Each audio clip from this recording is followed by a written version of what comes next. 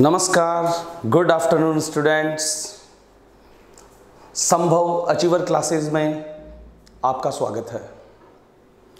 YouTube पर संभव achiever के नाम से क्लास है, वहाँ आप इन सभी वीडियोस को देख सकते हैं, पढ़ सकते हैं, कोई भी प्रॉब्लम हो वो लिख कर दे सकते हैं।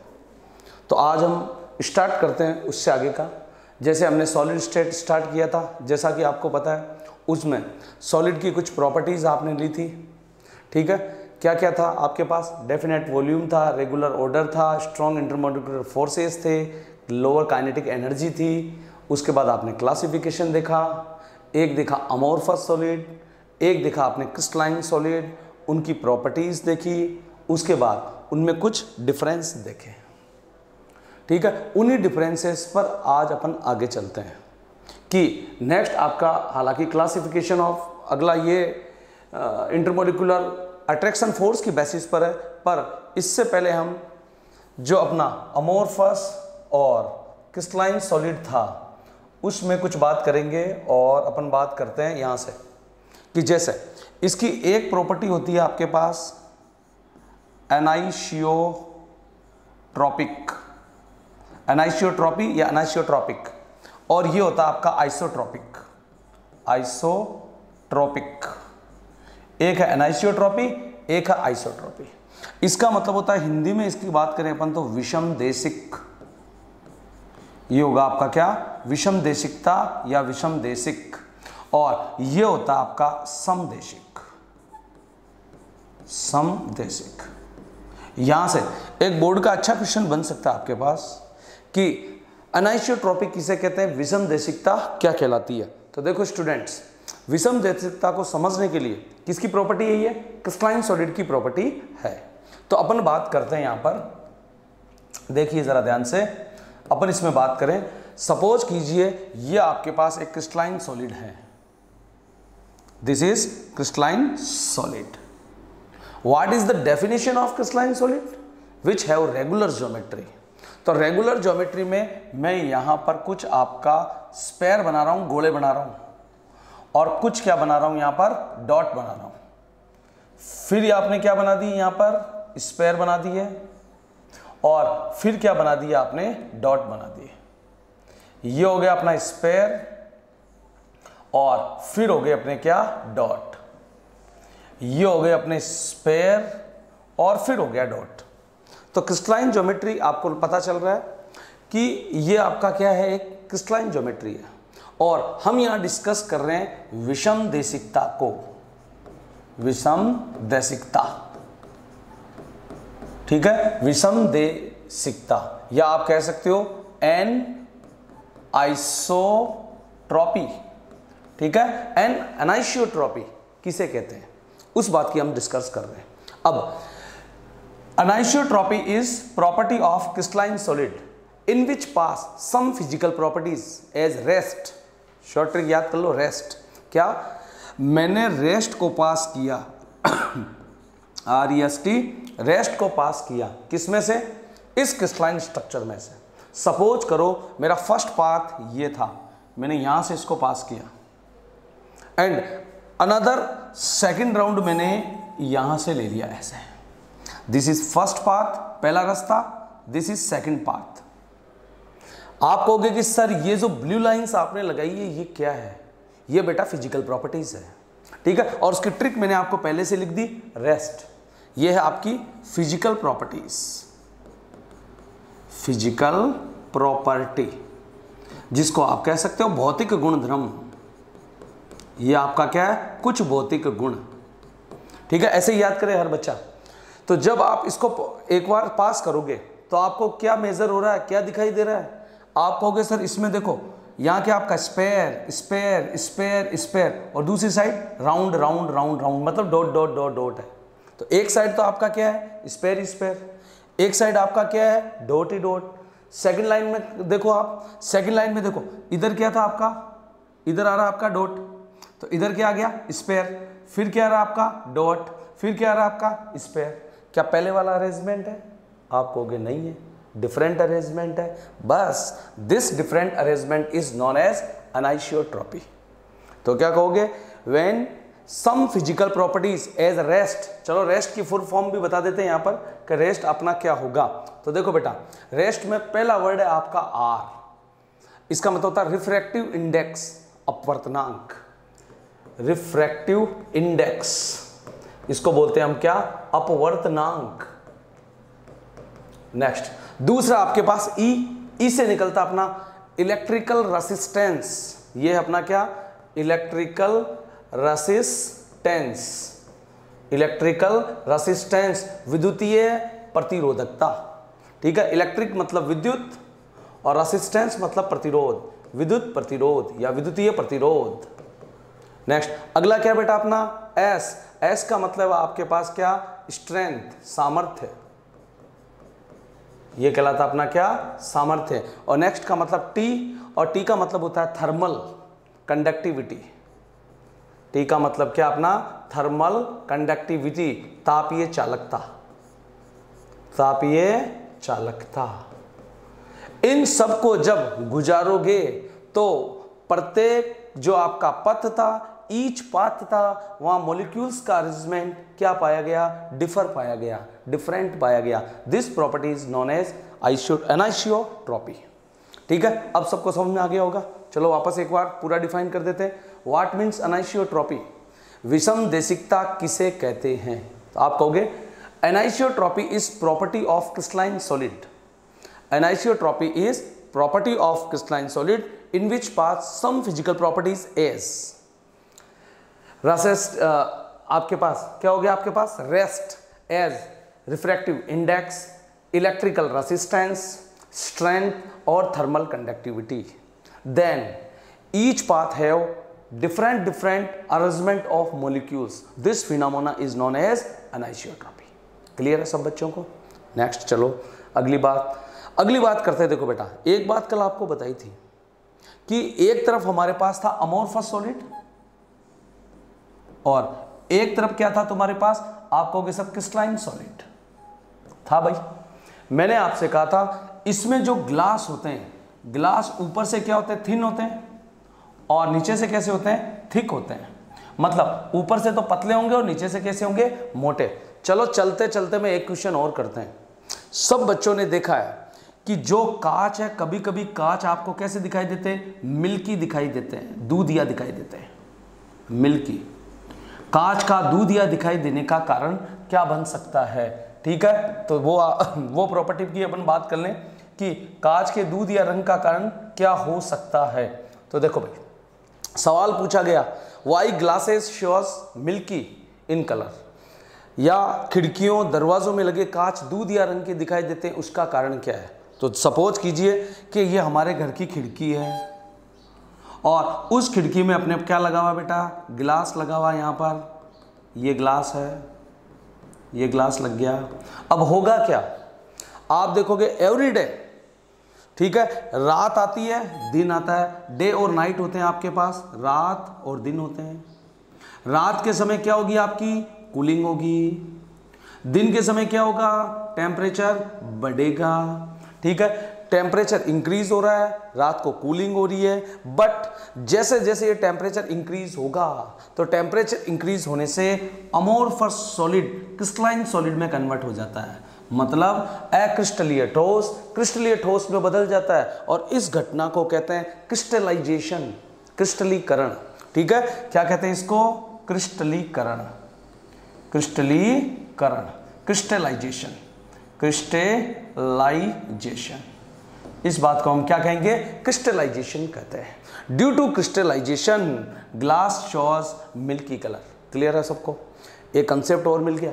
अगर आपको कोई बंदा पूछे क्या आप अमोर्फस सॉलिड को क्रिस्टलाइन में बदल सकते हो, yes, due to increasing temperature. क्या आप क्रिस्टलीय को अक्रिस्टलीय में बदल सकते हो, यस, बाय कूलिंग, ठीक है।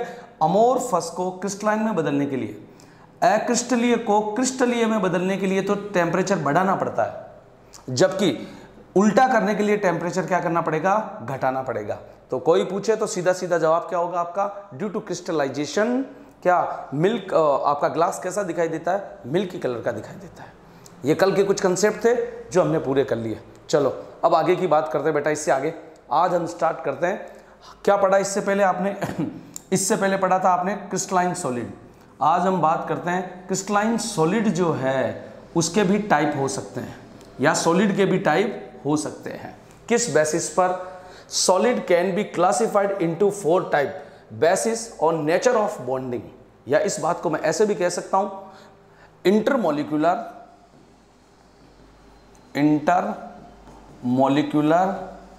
Attraction, intermolecular attraction force, intermolecular attraction force means, कहने का मतलब हो गया यहां पर, आप इस बात को यूं भी कह सकते हो आप इस बात को ऐसे भी कह सकते हो हिंदी में, अंतर आणविक आकर्षण बल, अंतर आणविक आकर्षण बल, अंतर आणविक आकर्षण बल के आधार पर ठोसों के प्रकार। तो कितने टाइप के हो गए बेटा? सबसे पहला हो गया मॉलिक्यूलर ठोस, इसमें जो बॉन्डिंग होगी वो कैसा होगा? वैन डर वाल अट्रैक्शन फोर्स होता है। वैन डर वाल attraction force very weak force, ठीक है। इस वैन डर वाल अट्रैक्शन फोर्स को हम आगे अभी डिटेल से देखेंगे कि कैसे कैसे ये हो रहा है। दूसरा कोवलेंट सॉलिड, या उसको बोल सकते हो आप कोवलेंट बॉन्ड। एक बात और ध्यान रखना, आरबीएससी बोर्ड 2019 में एक सवाल पूछा गया था। क्या सवाल पूछा गया था? कि जैसे एक क्वेश्चन दे दिया SiC ये किस प्रकार का सॉलिड है, ठीक है। तो यहां पर या कोवलेंट का दूसरा नाम भी हो सकता है आपके पास नेटवर्क फॉर्म, तो इसका दूसरा नाम होता है आपके पास क्या? नेटवर्क नुमा, नेटवर्क फॉर्म। इसका दूसरा नाम हो गया क्या बेटा? Network form. तीसरी बात मेटालिक सॉलिड हो गया आपके पास, उसमें मेटालिक बॉन्ड होते हैं। नेक्स्ट आयनिक सॉलिड होता है, उसमें आयनिक बॉन्ड होते हैं। क्लियर है सबको? अगला यहां से एक बात और करना चाहेंगे हम, मॉलिक्यूलर सॉलिड जो आपके पास है, मॉलिक्यूलर सॉलिड भी 3 टाइप के होते हैं। ये जो आपका मॉलिक्यूलर सॉलिड है ये अगेन कितने टाइप का होगा बेटा? 3 टाइप का होगा। वो टाइप कौन कौन से हैं? वो है जैसे आपके पास एक है नॉन पोलर, एक है पोलर और एक है हाइड्रोजन बॉन्डेड। तो एक होगा आपके पास कौन सा? नॉन पोलर, एक होगा आपके पास पोलर और एक होगा आपके पास हाइड्रोजन बॉन्डेड। हिंदी में बात करता हूं, चलो। नॉन पोलर जो पोल नहीं है तो अध्रुवीय, ये क्या होगा आपका? अध्रुवीय ठोस होगा। दूसरा क्या होगा बेटा? ध्रुवीय ठोस होगा। और तीसरा क्या होगा? हाइड्रोजन बंधित होगा। आप कहोगे सर इनमें तो आपने फोर्सेस लिख दिए, जरा इनके फोर्सेस भी लिखो, टेबल बना के बात करेंगे। वैसे देखो नाम से ही काम हो रहा है भाई, लिखने की कहाँ जरूरत है, नाम से ही काम हो रहा है। मींस जो हाइड्रोजन बॉन्डेड है अपने पास उसमें हाइड्रोजन बॉन्ड होता है, जो हाइड्रोजन बॉन्डेड होगा उसमें क्या होगा? Hydrogen bond. पोलर में होगा बेटा डाइपोल डाइपोल अट्रैक्शन, ठीक है। तो इसमें होगा अपना क्या? Dipole dipole attraction. और इसमें कौन सा होगा? लंदन फोर्स होगा, सबसे वीकेस्ट। और इसी का दूसरा नाम होता है डिस्पर्जन फेज, डिस्पर्जन फोर्स, ठीक है। तो क्या कह सकते हो आप इसको? लंदन फोर्स और डिस्पर्जन फोर्स। लंदन तो लंदन ही है हिंदी में भी, डिस्पर्जन का हिंदी में नाम है परकीर्णन बल, ठीक है। इसका नाम होगा आपका क्या? परकीर्णन बल, ठीक है। क्लियर है सब बच्चों को? तो हटा दो इसको और आप बोलो अब क्या कहेंगे आप लोग? आप कहोगे sir on the basis of intermolecular attraction force, ठीक है। Intermolecular attraction force solid are 4 types. मैं पूछूंगा कौन कौन से? आप कहोगे फर्स्ट इज मॉलिक्यूलर सॉलिड, ठीक है। मैं कहूंगा ये कितने टाइप का? आप कहोगे सर 3 टाइप का। फर्स्ट कौन सा आपका? नॉन पोलर, ठीक है। दूसरा कौन सा आपका? पोलर। और थर्ड कौन सा आपका? C, hydrogen bonded, hydrogen bonded. Hindi के बच्चे साथ साथ ही देखते रहे कि ये चीजें क्या बनने वाली है आपके पास। नॉन पोलर मतलब अध्रुवीय, पोलर मतलब इधर लिख देता हूं ध्रुवीय, और इसका मतलब तो हाइड्रोजन बॉन्डेड, सब बच्चों को पता ही है। नेक्स्ट अगला जो आपका दूसरा टाइप बनने वाला है, दूसरा टाइप क्या बनेगा? यहां से लाइन ड्रॉ कर दो। सेकंड टाइप कौन सा होगा आपको? मॉलिक्यूलर हो गया। सेकंड टाइप कौन सा लेंगे आप? सेकंड टाइप, सेकंड टाइप जैसे कि यहां देखिए जो है आपके पास मॉलिक्यूलर के बाद सेकंड कौन सा है बेटा? कोवलेंट है, तो आप लिख दो उसमें कोवलेंट। मॉलिक्यूलर के जस्ट बाद कौन सा हो गया आपका? कोवलेंट हो गया। नेक्स्ट अगला हो गया आपके पास क्या, कोवलेंट। दूसरा आपके पास कोवलेंट बॉन्ड हो गया, कोविलेंट,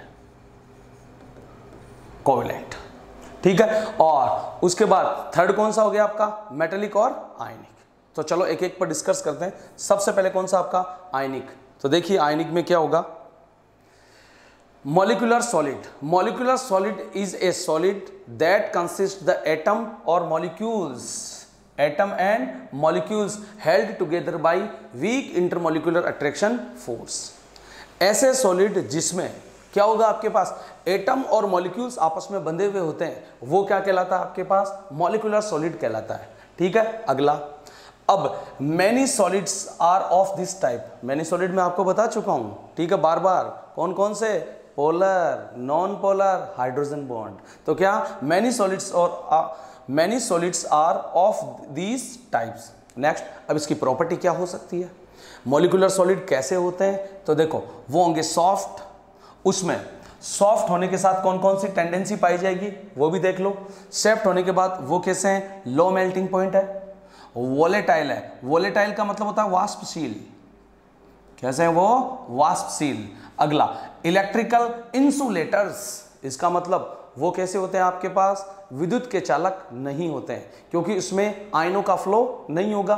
तो वो कैसे होते हैं आपके पास, कुचालक, विद्युत के कुचालक। और पुअर थर्मल फ्यूजन, इसका मतलब ऊष्मा में भी वो कैसे होते हैं, कम फ्यूजन रखते हैं। नेक्स्ट, अगली बात, इस टाइप के सॉलिड कौन कौन से हैं, जरा आइडिया लगा दो। जैसे सॉलिड नियॉन, अगला सॉलिड CO2, सॉलिड H2O, जैसे आइस, बर्फ हो गया इसमें, शुष्क CO2 हो गई इसमें, और क्या हो गया, सॉलिड नियॉन हो गया। नेक्स्ट, अगली बात करते हैं हम। अगला, अब ये हो गया आपके पास, देखो यहाँ क्या लिखा हुआ बेटा, यहाँ लिखा हुआ है मैनी टाइप्स के होते हैं, और मैनी टाइप में सबसे पहला कौन सा आ गया आपके पास, नॉन पोलर। यही मैं आपको समझा रहा था अलग से। तो नॉन पोलर सॉलिड्स कौन से हो गए, जिसमें intermolecular attraction force, only weak van der Waals force. और वो भी कौन सा, याद करो, थोड़ी देर पहले ही बताया था। यहां पर आपके पास है कौन सा, लंदन फोर्स, लंदन, या आप कह सकते हो कीजम फोर्स, ठीक है, कीजम फोर्स, या इसी का एक और नाम है डिस्पर्जन फोर्स, डिस्पर्जन फोर्स, ठीक है। प्रकीर्णन बल कह सकते हैं हिंदी में आप इसे, प्रकीर्णन बल। तो सबको क्लियर हो गया। मॉलिक्यूलर सॉलिड किसे कहते हैं, ऐसे सॉलिड जिसमें फोर्स, इंटरमोलिकुलर फोर्स किसके बीच में होता है, मॉलिक्यूल्स और एटम के बीच में होता है, ठीक है। दूसरी बात, ये कई टाइप के हो सकते हैं, मतलब 3 टाइप के हो सकते हैं। 3 टाइप में सबसे पहला कौन सा बेटा आपका, नॉन पोलर, अध्रुवीय। अध्रुवीय में क्या होगा, अध्रुवीय में जो इंटरमोलिकुलर फोर्सेज होंगे वो बहुत वीक टाइप के होंगे। दूसरी बात, अगला कौन सा आपका देखो, पोलर मॉलिक्यूल्स। पोलर क्या होता है, डाइपोल, डाइपोल, जैसे SO2, HCl, इनमें ये पाया जाएगा। तो ये किस में पाया जा सकता है, इसके एग्जाम्पल SO2, HCl।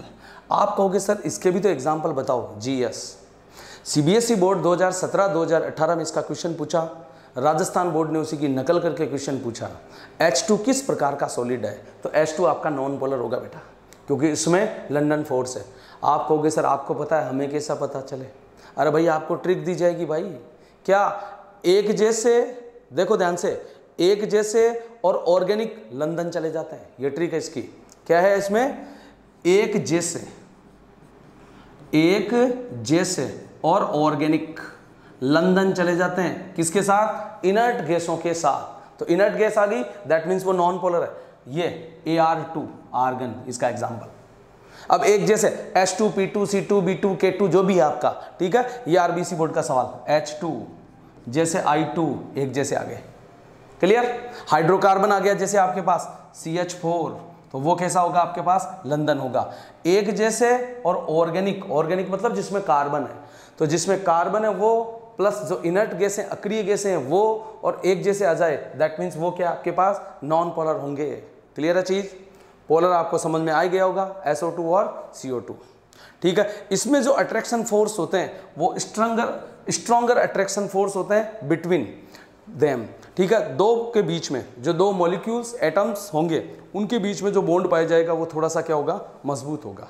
और नेक्स्ट, अगली बात करते हैं मॉलिक्यूलर साइड्स। जैसे अपने पास एक तीसरा टाइप का और होता था हाइड्रोजन बॉन्डेड, थर्ड टाइप भी आप ध्यान रख लो उसके आगे, hydrogen bonded, hydrogen bonded third type का ये होता है जिसमें हाइड्रोजन बॉन्ड होता है।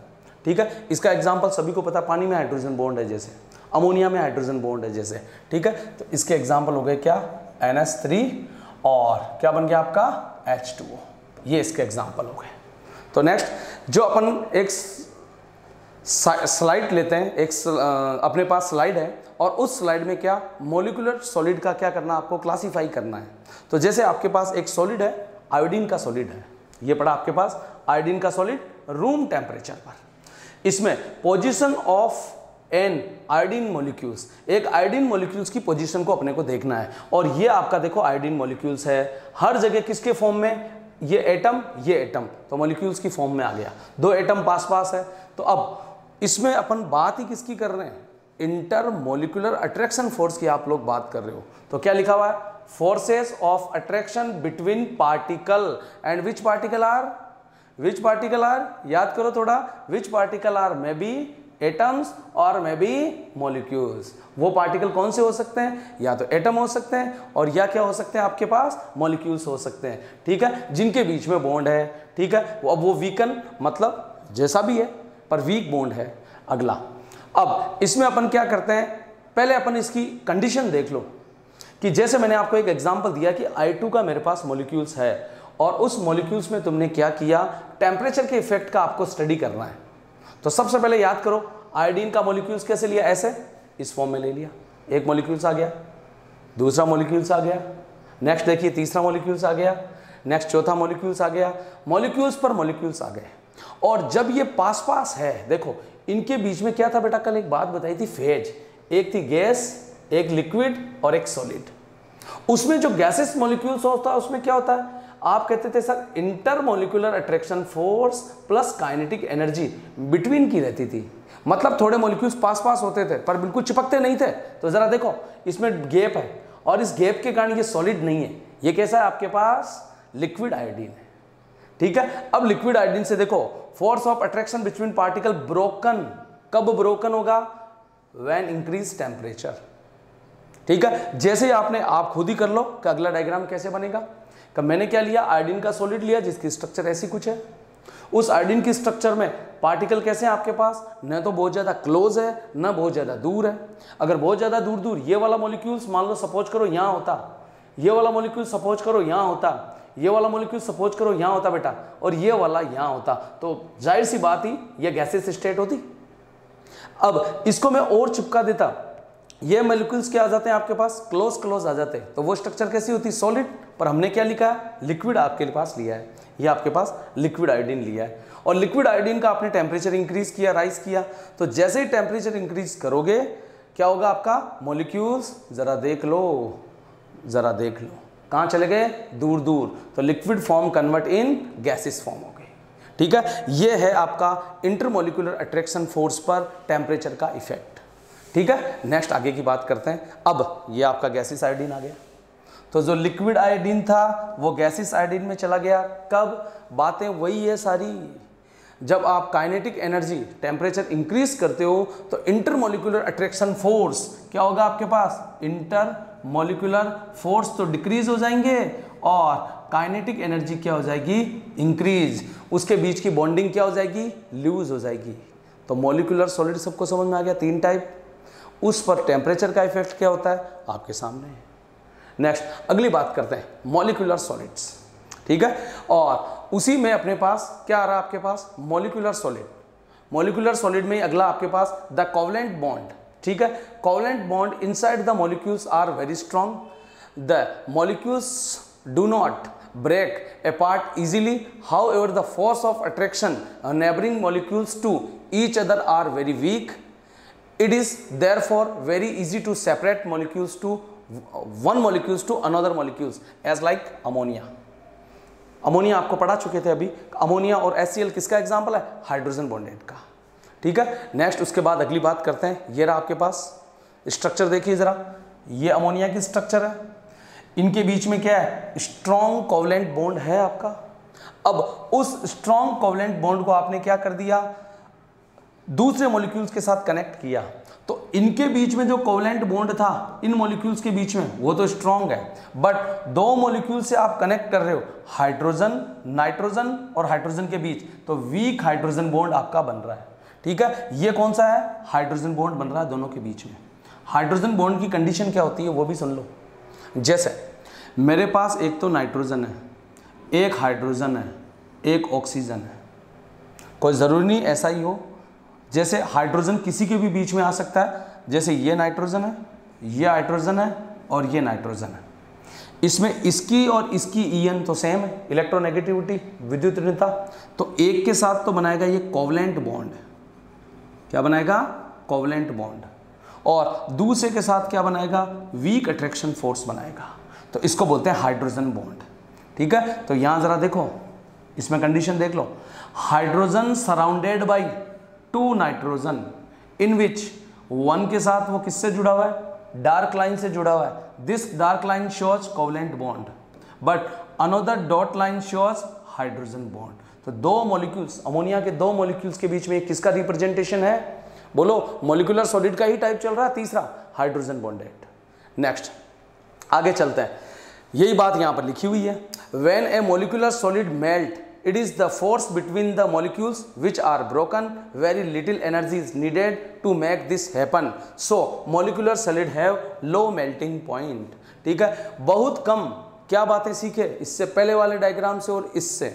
वहां मैंने आपके सामने आयोडीन का मॉलिक्यूल्स लिया था बेटा, और यहां मैंने क्या लिया है? अमोनिया का मॉलिक्यूल्स लिया है। ठीक है, और दोनों में ही एक बात एकदम क्लियर होगी आपको कि बहुत कम टेम्परेचर लगाने से उनके बीच का बॉन्ड ब्रोक हो जाता है, और ब्रोक होकर वो डिसोशिएट मतलब टूट जाते हैं।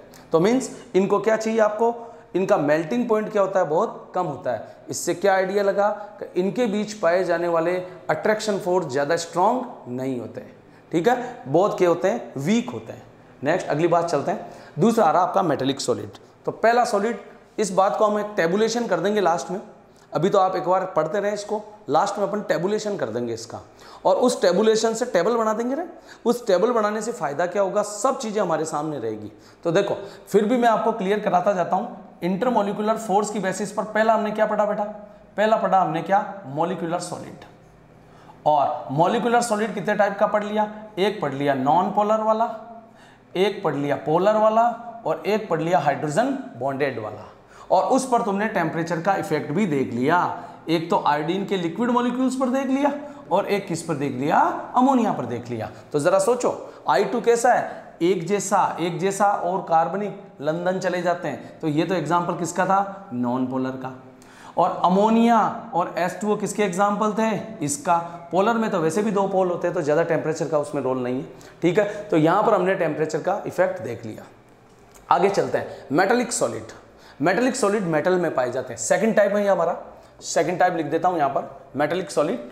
इसमें क्या होगा आपके पास? मेटेलिक बॉन्ड होता है, मेटेलिक बॉन्ड। मेटेलिक सॉलिड में क्या होगा बेटा? मेटेलिक बॉन्ड होगा। ठीक है, और क्या लिखा हुआ है यहां देखो, a metallic solid is a solid that consist of the positive metals ion held together by a surrounding sea of electron, metallic bonding.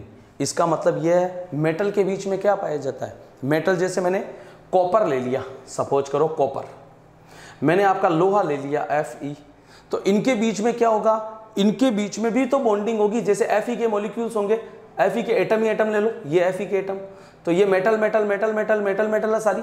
तो इनके बीच में कौन से बॉन्ड होंगे आपके पास? इनके बीच में जो बॉन्ड होंगे वो बॉन्ड होंगे मेटेलिक।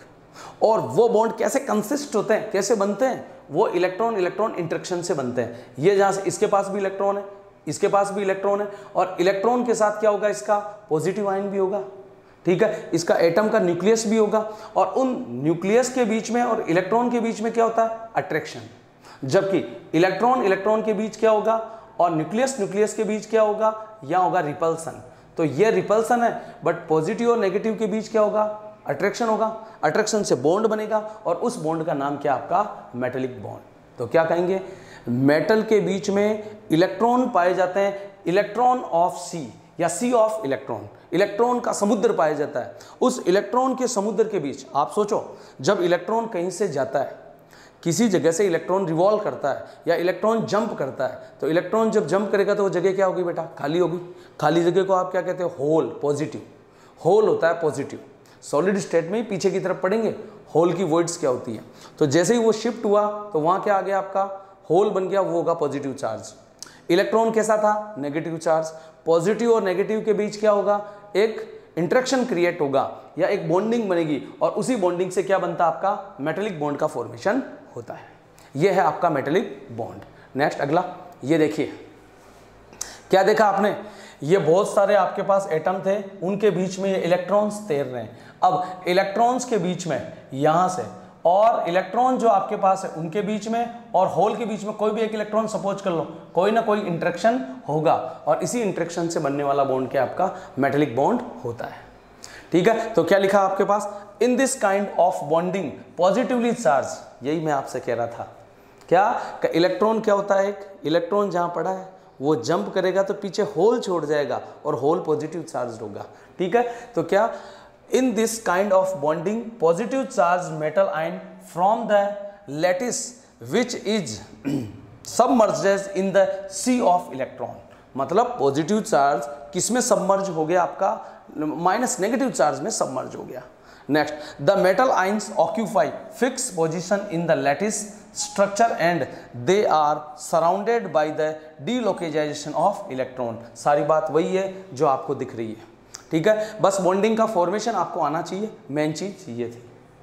अगली बात करते हैं हम मेटेलिक बॉन्ड में, तो क्या बोल रहा है, इसी कारण से इंटरमोलिकुलर जो फोर्सेज है इन metal must be rather strong.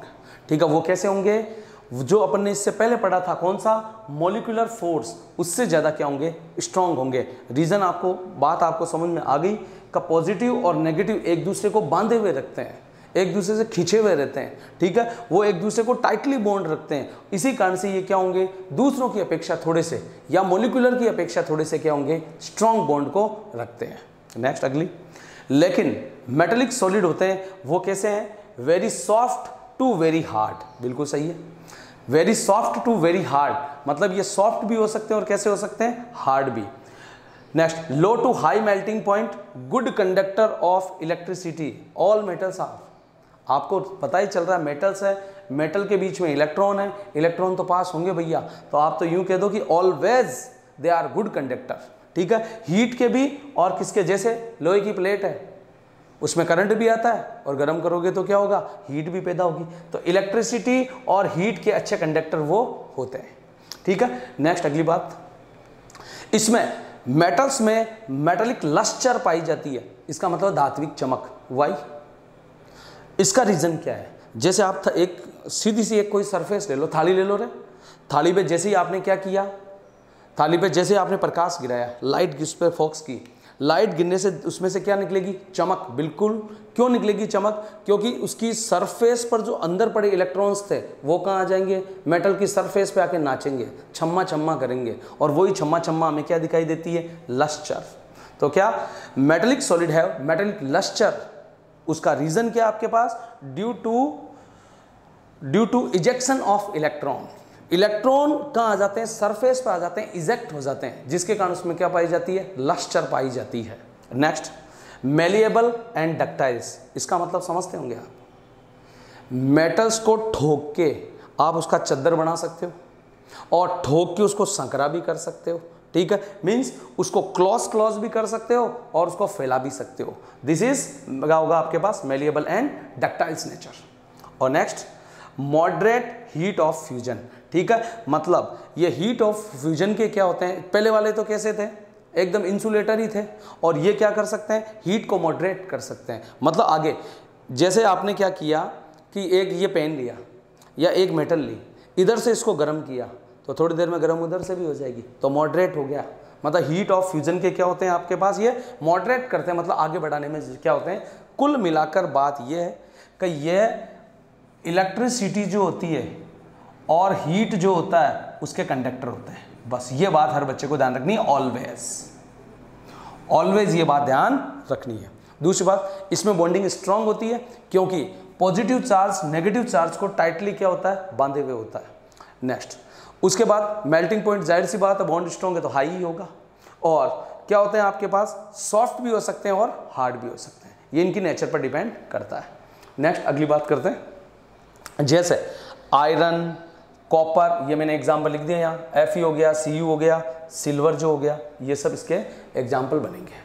Next metallic solid में अगली बात क्या है, the lattice is held by the strong electrostatic attraction force, मतलब पॉजिटिव चार्ज, जैसे मैंने आपको कहा था ना भैया, क्या बोला था कि पॉजिटिव चार्ज नेगेटिव चार्ज को बांधे हुए रखता है, उसका डायग्राम आने वाला है अभी। Between the delocalized electrons and metallic cations known as metallic bond, ये आपका मेटेलिक बॉन्ड का डेफिनेशन है कि पॉजिटिव चार्ज नेगेटिव चार्ज को स्ट्रॉन्ग इलेक्ट्रोस्टैटिक अट्रैक्शन फोर्स से बांधे रखता है, और इसी को हम क्या कहते हैं, मेटेलिक, क्या कहते हैं, solid. The strength of metallic bond various and so consequently the melting and boiling point of different metals various.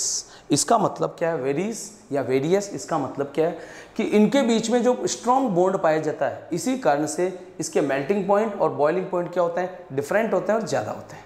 Next अगली बात क्या आती है, इसमें और क्या हो सकते हैं, जैसे malleable and ductiles due to non directional metallic bond. ठीक है, आपको पूछा जाए कि अभी कुछ देर पहले हमने कहा था कि इसको हम स्ट्रेस करके चोट देके क्या कर सकते हैं, फैला भी सकते हैं और सकरा भी कर सकते हैं। उसका रीजन क्या है, तो उसका रीजन है आपके पास ये नॉन डायरेक्शनल मेटेलिक बॉन्ड। इसके कारण से क्या होता है, ये उस प्रॉपर्टी को शो करता है। गुड कंडक्टर होता ही है क्योंकि इसमें हाई डेंसिटी एंड क्या होता है, मोबाइल्स ऑफ इलेक्ट्रॉन। इलेक्ट्रॉन के आप देख रहे थे कि इलेक्ट्रॉन मोमेंटम कर रहे थे, इलेक्ट्रॉन मूवमेंट कर रहे थे, इलेक्ट्रॉन गति कर रहे थे, उस कारण से इसमें यह प्रॉपर्टी डेवलप होती है। और हाई मेल्टिंग और बॉइलिंग पॉइंट का कारण तो आपको पता ही है, स्ट्रॉन्ग मॉलिक्यूलर बॉन्ड। ठीक है, ये आपके सारे के सारे पॉइंट वापस रिपीट होते जा रहे हैं। वो अब देखो जरा ध्यान से, जो मैंने आपसे कहा था कि कैसे इसमें अट्रैक्शन फोर्स आए होंगे, इस डायग्राम से आप देख सकते हो होता क्या है। जैसे ये आपका पॉजिटिवली चार्ज है सारे 1 by 1, और ये आपके बीच बीच में कौन है, इलेक्ट्रॉन है। ये डीलोकलाइज्ड है, ठीक है, वैलेंस इलेक्ट्रॉन। किसी भी मेटल के Fe के ले लो, कोई भी मेटल ले लो, उसका ये क्या है, आपका वैलेंस सेल का स्ट्रक्चर है। उसमें ये आपका क्या रखता है, मेटेलिक कैटाइन है, भाई दिख ही रहा है, पॉजिटिव आयन मेटेलिक कैटाइन हो गया, ये इलेक्ट्रॉन्स हो गया।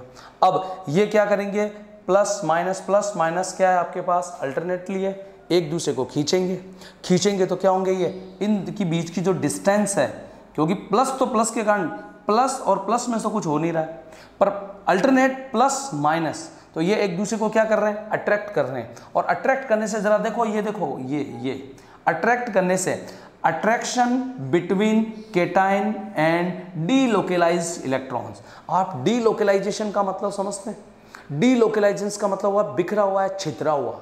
ठीक है, डीलोकलाइज है, देखो ये डीलोकलाइज है, मतलब बिखरे हुए से हैं, या यूं कह सकते हो आप कि फैले हुए से हैं। तो ये जो डीलोकलाइज इलेक्ट्रॉन थे और पॉजिटिव चार्ज था, इनके बीच में अट्रैक्शन बना, ये गैप कम हो गया, और यही किसका डेवलपमेंट है आपका पास, मेटेलिक बॉन्ड का डेवलपमेंट होता है। इस तरह से ये मेटेलिक बॉन्ड का डेवलपमेंट होगा।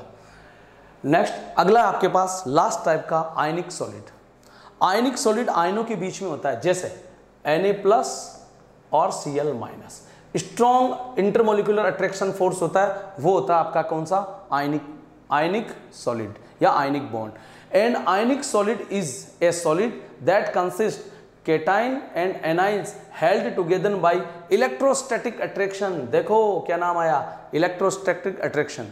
अब मैं तुमसे बात करूं, नमक का डगला सबने देखा है भाई, नमक कैसा होता है, गुच्छे की फॉर्म में होता है, एलम देखा फिटकरी सबने, तो नमक का वैसा ही एक टुकड़ा ले लो। अब वो कैसा है आपके, उसको जब चोट करोगे तो पूरी तरह से टूट जाएगा, उस नेचर को बोलते हैं आप ब्रिटल नेचर। ठीक है, इसमें फोर्स ही तगड़ा है, बहुत तगड़ा स्ट्रॉन्ग बॉन्ड है, तो हाई मेल्टिंग पॉइंट होगा ही होगा।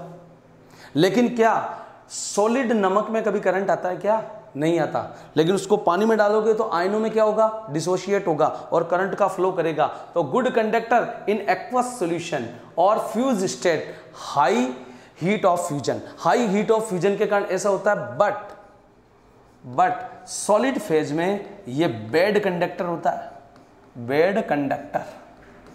ठीक है, सॉलिड स्टेट में कैसा होगा बेटा, बिल्कुल, बिकॉज आयोनाइजेशन नहीं होगा। और इसका रीजन पूछा जाए तो आप कह सकते हो due to ionization, due to ionization. ठीक है, आयोनाइजेशन की वजह से ये क्या करता है, आयनों में डिसोशिएट होता है। जैसे देखो NaCl की स्ट्रक्चर, NaCl की स्ट्रक्चर में आपको क्लियरली दिखाई दे रहा है एक बात, क्या कि यहाँ पर Na+ है और Cl- है। जनरली होता क्या है, एक Na6 क्लोराइड आयन से सराउंडेड होता है और एक Cl- 6 Na+ आयन से क्या होता है, सराउंडेड होता है। देख सकते हो, जैसे देखो इसी को सपोज करो बेटा, इसी को सपोज करो, इस ग्रीन वाले को, ये ग्रीन वाला कितने से आपके पास सराउंडेड होगा, ये ग्रीन वाला आपका इसमें दिखेगा, ये चलो ठीक है, देखो ये एक इससे सराउंड है, ये एक इससे सराउंड है, देख लो एक इससे सराउंड है। नेक्स्ट 3 कहाँ गए, इनसाइड में। अब 3 3D स्ट्रक्चर है ये, और 3D स्ट्रक्चर में 3 इस तरफ हो गए, 3 आउटसाइड, जैसे एक यहाँ आ गया, फिर एक इस तरफ हो जाएगा और फिर एक इस तरफ हो जाएगा, इस तरह से 6। बस सीधा सीधा आपको केस ध्यान रखना है कि एक जैसे क्लोराइड आयन है तो ये 6 Na से सराउंड होगा, जैसे 1 2 3, इधर हो गया क्या 4, ऊपर की साइड और बाहर की साइड 2 आयंस हो जाएंगे ऐसे। तो एक Na पूरी जब क्रिस्टल स्ट्रक्चर पढ़ते हैं तो एक Na+ 6 Cl से और एक Cl- 6 Na से क्या होता है, सराउंडेड होता है। इसी कारण इसका कोऑर्डिनेशन नंबर 6:6 होगा। कोऑर्डिनेशन नंबर क्या होगा, 6:6। बस एक जनरली इसमें कंक्लूजन्स है, इसका ज़्यादा रोल नहीं है, बस आपको समझ में आना चाहिए कि कैसे हुआ। नेक्स्ट इसके एग्जाम्पल हो गए। एग्जाम्पल की बात करते हैं तो ट्रिक बता देता हूँ, कितने एग्जाम्पल रटोगे तो तुम तो सीधा ध्यान रखो। व्हेन ए मेटल, अपन बात कर सकते हैं ऐसे कि जब एक मेटल नॉन मेटल से मिली हो, जब मेटल प्लस नॉन मेटल मिली हो, 100% आयनिक बॉन्ड ही होगा। 100% कैसा होगा, आयनिक बॉन्ड। अब जैसे तुम बताओ भाई, एस ब्लॉक क्या है, हलीना की तरफ से फरियाद, बेटा मांगे कार स्कूटर, सारी के सारे मेटल्स है। और नॉन मेटल्स कौन सा हो गया, पी ब्लॉक हो गया। जैसे देखो Na ब्लॉक का है, क्लोराइड कौन से ब्लॉक का, पी ब्लॉक में आ गया, हेलोजन फैमिली का। फिर कल बार आई एंटी, तो ये प्लस ये माइनस लिखा है, ये मेटल और ये नॉन मेटल, इसके कारण मेटेलिक बॉन्ड। ऐसे ही पोटेशियम देख लो, NO3 देख लो नेगेटिव आयन, LiF देख लो भाई, लिथियम S ब्लॉक का ये। तो जब एक मेटल एक नॉन मेटल से कनेक्ट हो तो वो 100% क्या होगा, आपका आयनिक बॉन्ड ही होगा। ठीक है, नेक्स्ट ये अपने पास सारा का सारा जो बॉन्डिंग है, कैसे ये आपस में कनेक्टेड थे, 6 मॉलिक्यूल्स, इसको आप इसमें देख सकते हो। ये इसकी लैटिस स्ट्रक्चर है, लैटिस मतलब जालक संरचना। ठीक है, जालक दिख रहा है, जाल सा दिख रहा है भाई, और इस जाल में आप देख सकते हो पॉजिटिव और नेगेटिव एक दूसरे से कितने पास पास इंटरेक्ट है, इस प्रकार की बॉन्डिंग होती है। इसलिए ये क्या होती है, वेरी वेरी स्ट्रॉन्गर होते हैं, ionic bond are very strong. ठीक है, ये आपकी इसकी लेटेस्ट स्ट्रक्चर हो गई।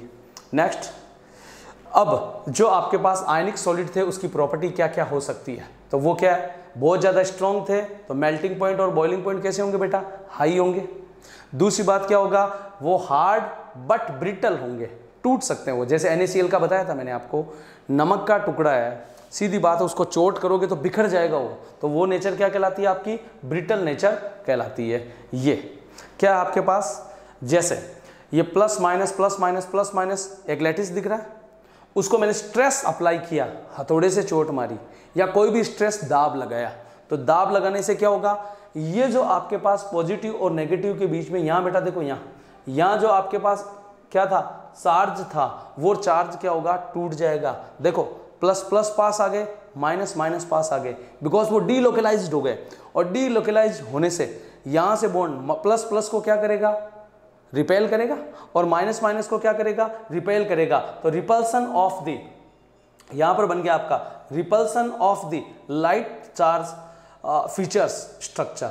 ठीक है, मतलब क्या है आपका कि जैसे इस पे स्ट्रेस डालोगे तो आयन जो है, अपोजिट आयन एक दूसरे के पास नहीं रहेंगे, सिमिलर आयन एक दूसरे के पास आ जाएंगे और वो क्या करेंगे, इस बॉन्ड को ब्रेक कर देंगे, ब्रेक ए पार्ट, मतलब वो तोड़ देंगे। ये इसका कारण है कि जब पास पास लाते हैं तो इसमें क्या, यही इसका रीजन है कि इसकी ब्रिटल नेचर होती है। ठीक है, नेक्स्ट अगला चौथा टाइप का सॉलिड होता है आपका कोवलेंट सॉलिड। ठीक है, चौथे टाइप का कौन सा हो गया आपका, कोवलेंट सॉलिड हो गया। कितने टाइप पढ़ चुके हम? सबसे पहले पढ़ चुके हो आप मॉलिक्यूलर सॉलिड, ठीक है। और सेकंड पढ़ चुके हो आप कौन सा? आयनिक सॉलिड कह दो।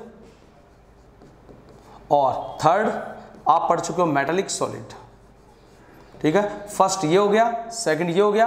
अब जस्ट पहले हमने पढ़ा था आयनिक सॉलिड, और अब आपका फोर्थ है कोवलेंट सॉलिड। नाम से ही काम हो रहा है।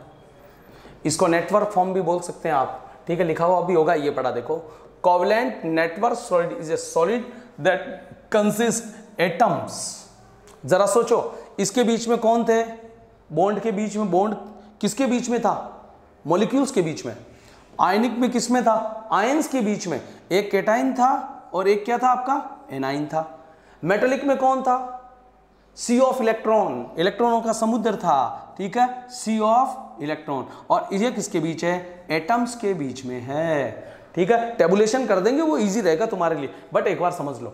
नेक्स्ट, अब ये कैसे होते हैं आपके पास? जब नेटवर्क ही बन गया, आप सोचो जाल बन गया, लार्ज नेटवर्क और चेन बन गई बेटा, तो क्या होंगे ये? Very hard, high melting point, poor conductor of heat. सबसे खास बात, इंसुलेटर ही होते हैं, करंट नहीं आता, ठीक है, इंसुलेटर ही होंगे। And electricity, high heat of fusion. वही बात होगी कि ये कैसे होंगे? इंसुलेटर्स होंगे। जैसे इनकी स्ट्रक्चर में देख सकते हो आप, डायमंड इसका एक एग्जांपल है, ये रहा आपका डायमंड। और दूसरा क्या आपके पास? ग्रेफाइट, जिसमें क्या होता है? नेटवर्क फॉर्म पाई जाती है, ठीक है, नेटवर्क फॉर्म उसमें पाई जाएगी। तो ये नेटवर्क कैसी स्ट्रक्चर होगी? डायमंड की टेट्राहेड्रल, और ये ग्रेफाइट की होगी आपके पास हेक्सागोनल। इस स्ट्रक्चर का नाम है हेक्सागोनल स्ट्रक्चर ऑफ ग्रेफाइट, और इसका नाम है टेट्राहेड्रल स्ट्रक्चर, चतुष्फलकीय। इसको बोलते हैं हम क्या? चतुष्क फलकीय। और इसका नाम क्या बेटा? हेक्सागोनल का षटकोणीय, षटकोणीय स्ट्रक्चर, षटकोणीय संरचना। जरा ध्यान दो, कोवलेंट बॉन्ड का एक बार आईआईटी का क्वेश्चन आ चुका है इसमें से, क्या कि ग्रेफाइट स्ट्रक्चर बहुत ज़्यादा क्या होती है आपके पास? नेटवर्क फॉर्म से होती है। तो यूं बोल सकते हो आप कि वेरी स्ट्रॉन्ग ड्यू टू, उसका रीजन क्या है? अब बच्चा पढ़ता है कि यार ये तो कोवलेंट का है, तो देखो भाई कोवलेंट बॉन्ड तो यहाँ है बेटा, कोवलेंट बॉन्ड तो यहाँ। अब ये एक लेयर होगी, ठीक है, ये अपने पास क्या होगी? एक लेयर होगी। अगला ये इसकी सेकंड लेयर होगी बेटा, ये इसकी क्या होगी? Third layer. तो बोल दो first layer, second layer, third layer. पर इनके बीच में ये क्या आ गया? ये वीक अट्रैक्शन। इस वीक अट्रैक्शन को बोलते हैं वैन डर वाल फोर्स। क्या बोलते हैं इसको? वैन डर वाल फोर्स। और इस वैन डर वाल फोर्स की वजह से ये परतें, ये लेयर्स एक दूसरे से मजबूती से बंधी रहती है। ध्यान दें, कोवलेंट बॉन्ड तो इसमें इंडिविजुअल है, मतलब इसके और इसके बीच में, इसके और इसके बीच में, but layer first connected by layer second and layer connected by nth layer, बहुत सारी लेयरों से जुड़ा होता है। और वो बॉन्ड कौन सा होता है आपके पास? वीक वैन डर वाल फोर्स। हालांकि वैन डर वाल फोर्स वीक है, पर ऊपर नीचे से जब दबाव लगता है तो ये कैसा इसको कर देता है? स्ट्रॉन्ग कर देता है। ये इसकी प्रॉपर्टी होगी, स्ट्रॉन्ग प्रॉपर्टी। अगला इसके एग्जाम्पल क्या हो सकते हैं?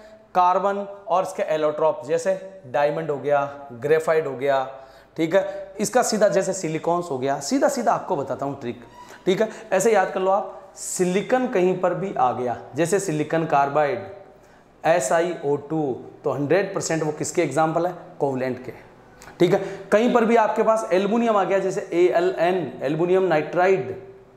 कहीं पर भी आपके पास एलोट्रॉप्स आ गए, एलोट्रॉप्स, एलोट्रॉप्स का मतलब होता है अपरूप, जैसे हीरा, ग्रेफाइट, फुलरीन, इस तरह के आगे, तो वो सभी क्या होंगे आपके पास? कोवलेंट सॉलिड के ही टाइप होंगे, ठीक है। अब उससे रिलेटेड जो चारों सॉलिड थे उससे रिलेटेड टेबल है भैया, जरा देख लो इस टेबल को भी।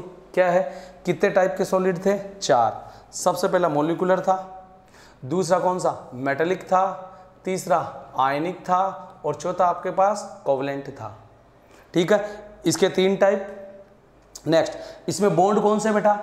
वैन डर वाल फोर्सेस थे। इसमें मेटालिक में इलेक्ट्रॉन सी, ठीक है, सी ऑफ, याद करो, सी ऑफ इलेक्ट्रॉन्स। इसमें कौन सा था? आयनिक में आयनिक बॉन्ड या इलेक्ट्रिकल अट्रैक्शन, आप कह सकते हो इसको आयनिक बॉन्ड। नेक्स्ट, और कोवलेंट बॉन्ड में आपके पास बॉन्ड जो है आपके पास शेडेड इलेक्ट्रॉन्स के बीच में, ठीक है, इलेक्ट्रॉन्स के बीच में बॉन्ड है, ठीक है। अगला एग्जाम्पल, जैसे इसमें डाई बॉन्ड हो गए कार्बन, इसका बताया था मैंने आपको मेटल नॉन मेटल के साथ हो, तो वो किसका एग्जाम्पल है, आयनिक का। ऑल मेटल्स, इसमें आप ऐसे भी कह सकते हो ऑल मेटल्स। इसमें हो गया अपना आइस हो गया, H2O हो गया, मॉलिक्यूलर में बहुत सारे हो सकते हैं, क्योंकि ये तो आपको पता है 3 टाइप है ना। जैसे पहला था आपके पास क्या, नॉन पोलर, दूसरा क्या था आपका पोलर, और थर्ड क्या था, थर्ड था आपके पास कौन सा, हाइड्रोजन बॉन्डेड, हाइड्रोजन बॉन्डेड। इसके एग्जाम्पल अलग ही लिखे थे तुमने, NH3 और H2O। पोलर का क्या लिखा था बेटा, SO2 और HCl। नॉन पोलर में आपने क्या लिखा था, नॉन पोलर में N2 लिखा था, जैसे H2 लिखा था, आर्गन लिखा था, याद करो लंडन फोर्स होता है उसमें तो, ठीक है। प्रॉपर्टीज क्या पढ़ी थी, एक एक करके, जैसे मैं ऐसे ही पूछ लूँ आपको बीच में से, आयनिक सॉलिड की प्रॉपर्टी बोलो, आप कहोगे आयनिक सॉलिड आयनों के बीच में, NaCl ब्रिटल नेचर का था, जरा देख लो प्रॉपर्टीज कैसी है, वो हार्ड होता है, ठीक है, टूट जाता है तो ब्रिटल इन नेचर, और हार्ड हो गया आपके पास high melting point, brittle in nature, brittle, ठीक है। अगला, उसके बाद मेटलिक में क्या प्रॉपर्टी हो सकती है, मेटल है तो मेटल क्या होता है, मेटलिक लस्टर पाई जाती है, इलेक्ट्रिसिटी के और थर्मल कंडक्टेंस के गुड कंडक्टर होते हैं। अगली बात, ये क्या होगा, कोवलेंट में वेरी हार्ड और हाई मेल्टिंग पॉइंट रखते हैं। नेक्स्ट, और मॉलिक्यूलर में क्या होंगे, वो सॉफ्ट और लो मेल्टिंग पॉइंट को रिप्रेजेंट्स करेंगे। उसके बाद कुछ टेबल्स के पॉइंट और है, दोनों टेबल अलग अलग है, डिफरेंट टेबल है। तो यहाँ पर आपका बन जाएगा, मॉलिक्यूलर में क्या होगा, मेल्टिंग पॉइंट लो, इसमें वेरिएबल्स, इसमें हाई टू वेरी हाई, और कोवलेंट सबसे ज़्यादा हार्ड, ठीक है। अगला, सॉफ्ट एंड ब्रिटल, जो मैं आपको पढ़ा चुका पिछली स्लाइड में, ठीक है। ये मेलिएबल्स हो गए, ये हार्ड और ब्रिटल हो गए, और ये कैसे हो गए, वेरी हार्ड। इलेक्ट्रिसिटी की बात करते हैं, तो इलेक्ट्रिसिटी का लास्ट पॉइंट क्या है अपना, कि जैसे मॉलिक्यूलर थे वो कैसे थे, इंसुलेटर थे। मेटलिक कैसा था, मेटल ऑलवेज कंडक्टर, मेटल में तो हमेशा करंट का फ्लो होगा। नेक्स्ट, आयनिक कैसे थे, आयन NaCl सॉलिड में तो नहीं देता पर एक्वस में देता है, तो क्या होगा आपके पास, non conducting solid, conducting liquid. समझ गए होंगे बात को, सॉलिड में तो नॉन कंडक्टर है पर लिक्विड में कैसे है, कंडक्टर है। और कोवलेंट फॉर्म अपने पास जनरली कैसे होते हैं, नॉन कंडक्टर होते हैं, मतलब कुचालक होते हैं। तो ये टेबल के पॉइंट थे। क्रिस्टल लैटिस तो अगला पॉइंट है। तो आप इस टेबुलेशन को, इन सभी सॉलिड को एक साथ करें। नेक्स्ट क्लास में पहले इसको मैं फुल रिवाइज करूंगा टेबल बना के, और वही टेबल आपके लिए इंपॉर्टेंट होगी, ठीक है। तब तक घर रहें, सुरक्षित रहें और पढ़ते रहें। धन्यवाद।